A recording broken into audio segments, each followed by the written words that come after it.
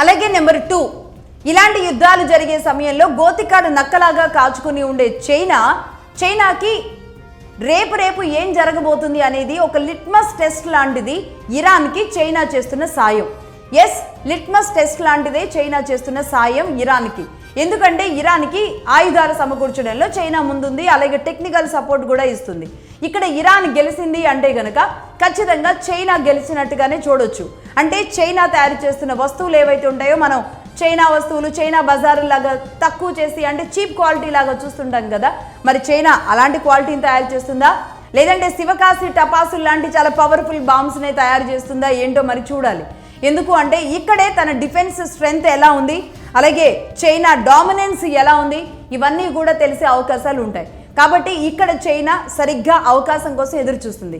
ఇరాన్కి పూర్తిగా సహకరిస్తూ అమెరికా మీద అలాగే ఇజ్రాయెల్ కంటే కూడా అమెరికా టార్గెటెడ్గా చైనా చేస్తున్న ఈ యుద్ధంలో మరి ఏం జరుగుతుందో చూడాలి. చైనా ఇక్కడ నిలబడుతుందా అంటే ఇరాన్ చేసే యుద్ధాన్ని బట్టే వాట్ నెక్స్ట్ చైనా అనేది కూడా డిపెండ్ అయి ఉంటుందన్నమాట.